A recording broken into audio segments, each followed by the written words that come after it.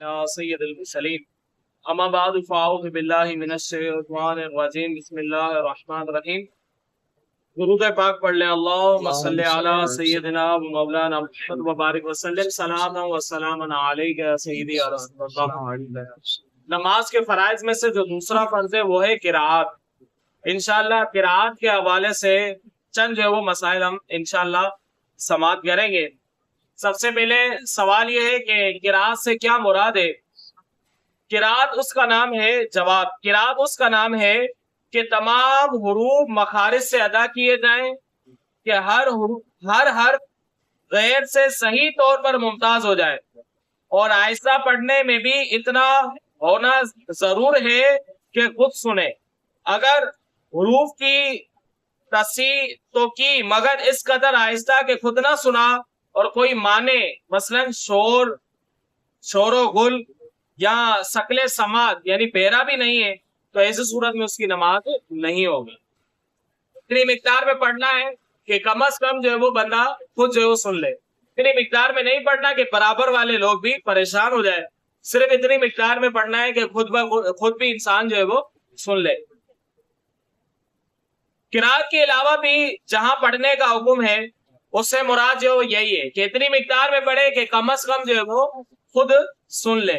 مثلا اگر کسی کو طلاق دینی ہو یا آزاد کرنا ہو غلام، یا جانور ذبح کرتے ہوئے بھی اتنی آواز سے کہنا کہ خود جو ہے وہ اس کے اپنے کان جو ہے وہ سن لے، یہ جو ہے وہ شرط ہے۔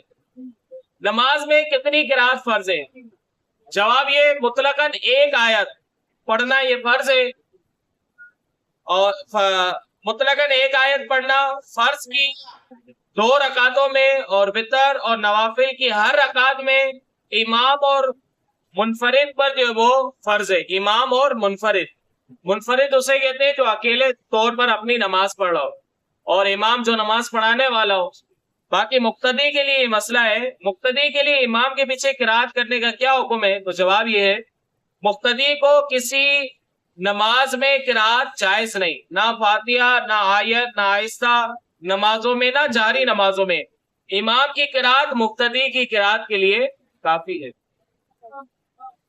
ایک آیت جو فرض ہے اس کی کم از کم کتنی مقدار ہے؟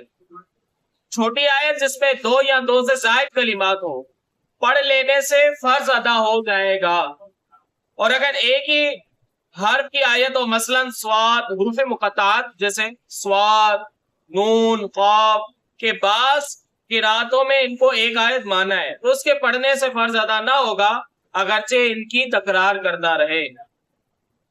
رہی ایک کلمے کی مدھامتانی، اس میں اختلاف ہے، بچنے میں جو ہے وہ یہ کیا ہے، بچنا اس سے بہتر ہے کہ بندہ جو ہے وہ تھوڑا زیادہ پڑھ لے، تو اگر مدھامتانی کے آگے بھی کچھ پڑھ لے تو یہ ہے کہ پھر جو ہے وہ فرض ادا ہو جائے گا، پھر اس میں کسی کا کوئی اختلاف نہیں باقی رہے۔ کن نمازوں میں قرات میں جہر یعنی بلند آواز سے پڑھنا واجب ہے، اور کن میں آہستہ پڑھنا واجب ہے؟ تو جواب یہ ہے کہ فجر، مغرب اور عشاء کی پہلی 2 رکعتوں میں، جمعہ، عیدین، تراویح اور وتر رمضان کی سب رکعتوں میں امام پر جہر جو ہے وہ یہ کیا ہے، واجب ہے۔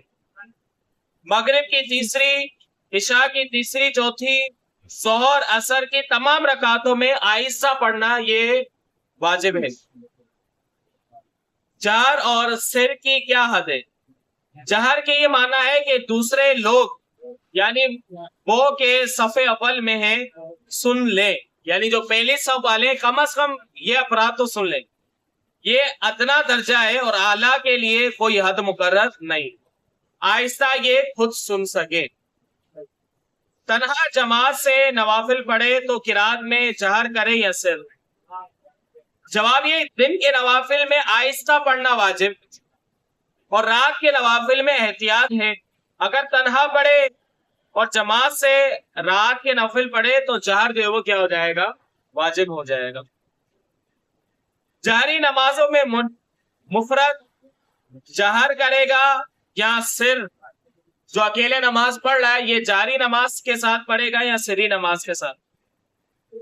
جواب جاری نمازوں میں منفرد کو اختیار ہے، اکیلے پڑھنے والا جو ہے اس کو اختیار ہے، اب سچ جہر یہ کہ جہری نمازوں کے اندر وہ کیا کرے؟ جہر کرے، لیکن یہ نمازیں کیا ہو؟ ادا ہو، اور جب قضا کرے، قضا پڑھے گا اس میں جو وہ آہستہ پڑھنا، یہ کیا ہے؟ یہ واجب ہے۔ انشاءاللہ آگے مزید مسائل جو وہ اگلی نشست میں سماعت کریں گے۔ اللہ رب العزت سے دعا کرتے ہیں کہ اللہ تبارک و تعالی علم دین سیکھ کر اس پر عمل کرنے کی توفیق عطا فرمائے، آمین۔